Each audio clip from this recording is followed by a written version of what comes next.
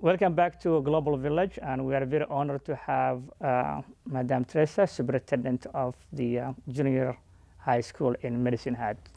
Welcome back again to the program. My pleasure. Yeah, as we just talking, the issue of the involvement of the parents to the schools. Parents also have responsibility to make sure that they attend school. They make sure the education system of the school are up to what they expect from the schools. Is it fair to say it's a collective responsibility between the school, the community, and the parents for the kids' success in school? It's extremely fair. It's extremely accurate. Fundamental to my school, and I do believe to all other schools, is the concept of it takes a village to raise a child. Yeah. So at Cape School, there's a partnership between the governance team, the board of directors, whose focus is the child. All their decisions are children directed. What is best for the child?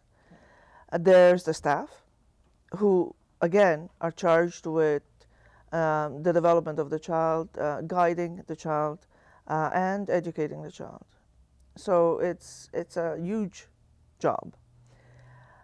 And then we have the parents, who are involved through the school council, are on the board of directors, work with the staff on a daily basis. So that partnership is absolutely necessary, so that the child feels the support from all sides, and the whole school as a whole benefits from that. As we were just speaking about the immigrant population, particularly the new immigrant population, the most difficult situation is the one where a new immigrant has just come in, and English is not their native language. It takes time to develop the language skills, to become used to the culture in Medicine Hat and Alberta and Canada. But yet, their children are in school. So their children are moving faster than they are. So there's a bit of a disconnect there. Okay? The children are being assimilated faster than the parents into the culture. The language acquisition is working faster for the students than for the parents. So it's a very difficult situation for all concerned. However, the parental responsibility for being a partner in the education process of their children, and all the children in the community, in the school community, as well as the larger community, is still there. So how does a school support that and facilitate that in any possible way? Yeah. And the key to making that happen is to understand the culture. Yeah. And once that happens, then we can find ways of reaching out and drawing those parents in so they can be partners, okay, in the educational process. And that is the key. The key, Madam, is the partnership. Exactly. We do have a very diverse population in Brooks County of New York, both the public school and the Catholic schools, and very much diverse students. And having the partnership with the parents increases also the advantage of the kids in the school. If you expect that you drive the seat, the car, the driver's seat, and expect people to sit at the back, that will not be the case in terms of valuing the partnership of the parents.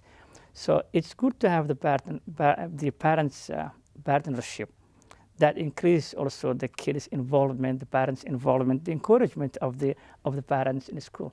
Having said that, there is a culture, language barrier, and all that stuff, and I believe collectively we can all overcome those little issues. In the end, it's the collective that's going to drive this collaboration. The other one that also is the kids who were born in Canada from the new immigrant population. The English won't be their second language. As you rightly said last time, your kids were born here. Sometimes we encourage the immigrant population, the new immigrant population, to keep their culture intact, but at the same time know the culture, the place they are in. That is the only way you can succeed in life. Integration doesn't mean that you come here, you leave your culture behind. You came from Italy. Italy is a very well-known country. They have a huge history, and they contributed to the world's technology scientifically in a long time. So someone expects you to leave that and join a new culture. It doesn't make any sense. So people always to have their culture intact, but at the same time, they have to know the culture they're coming into. So that makes someone to know both sides of the aisle, and that will be advantage for the people. That's exactly my perspective, and it's always been my perspective. It's not to leave the culture completely behind in an effort to embrace the new one completely.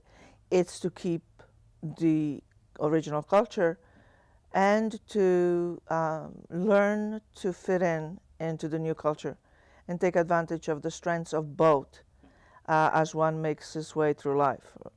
So I don't think myself as an Italian. I think of myself as a Canadian, an Albertan, a person of medicine hat, with a background and a culture that enriches the person whom I am. I wouldn't be the same person today, okay, had I not kept that culture, and built from that.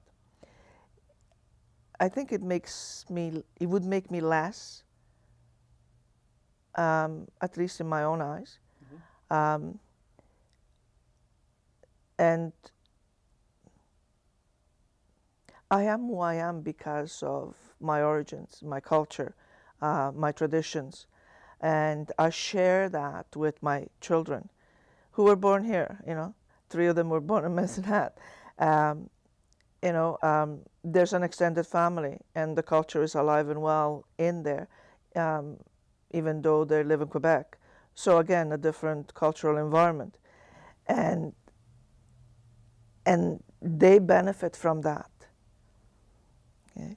So multiculturalism is very, very important for me. And I value all that it brings to a person's life and to the community. And I do not believe that, I'm trying to find the best words here. I do believe that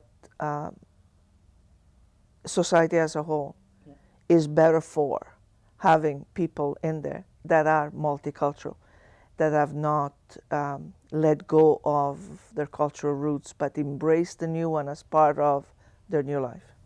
And precisely that is what, one person that I was listening late, former Minister of Finance, Jim, who just passed away, I believe, last week. He was very proud to say he's Irish, his background Irish. And he was one of the best finance minister for many years in Canada. So if people who always try to disconnect their culture or their roots back then are intent to fail in life, that's my personal opinion, because you have to be proud of your roots. You have to be proud of your culture that you come from. But there are sometimes the place that you come having their culture. For instance, that's what we discussed earlier, was the culture that we grew up is a culture that you can't look eye to eye to your dad or to your elder person. And that's what we mentioned last time, former Mayor Norm Bouchot. It is that intent that, for example, when you are here, if you don't look someone eye to eye, they believe that either you're hiding something, you're not telling the truth, you have a low self-esteem, all those issues that comes along with if you don't look eye to eye. But the culture that someone comes from, the east side of the globe, most of the nations, especially the new immigrants, it's out of respect. That's part of the values, that you don't look eye to eye to your dad, to your mom, to your family. So that's a clash of the two cultures. And maybe kids who were born here, maybe they will overcome. But the people who came here in mid-age or maybe still having their culture intact, it's very difficult. It is, but it's not something that cannot be overcome. I, as an immigrant, adapted. Yeah. And literally adapted my behavior depending on the group I was with, There you go. right? Yeah. So when I was at school with my peers, Mm-hmm. Canadian and normal norms prevailed. Yeah. When I was home with my family, I didn't raise my voice if I didn't like something. Yeah. With my dad. Yeah. You're kidding. I only raised my voice. Well, I didn't even raise my voice. I just said 3 words, and they were not kind. Yeah. And boy, did I ever hear it immediately. Mm-hmm. And that's something you did not do. Yeah. So when I was home, Yeah. I behaved according to the norms established, within my culture. When I was within the Francophone community, Yeah. I attempted to speak Joual or French out of respect, and to try and be part of that. And it was appreciated, So maybe immigrants have an easier time doing that because out of necessity, to behave according to particular norms depending on the group one is in. That's a very good advice. Coming back to Medicine Hat, are the Medicine Hat community are in the right track for diversity and inclusion? In reference to my discussion with Mayor Ted, I believe, and as well as the police chief in Medicine Hat, there is not many visible minorities within the police force, for example. There is no intention of them joining the police force in Medicine Hat, whatever the reason is, whether it's visible minorities, women, according to Police Chief Andy. Is that something maybe people are not interested to join the police force in Medicine Hat? Is it because the police force are not reaching the people? What is your take? I think there are a variety of reasons, and these are my personal opinions. Yeah. I think it takes time for that inclusion to happen fully. Yeah. I do believe that the education system has a role to play, a huge role to play in this, by providing inclusive environments, accepting, nurturing environments to all cultures, and that will extend to the community as a whole, and that will support the larger inclusion, the more visible inclusion of all sorts of groups in all aspects of the life in Medicine Hat. I do believe that there are really, really good things happening in support of that diversity and inclusion. There are some really, really good organizations that work with newcomers, that attempt to, in every way possible, to introduce them to the new culture and preserve the culture from which they're coming.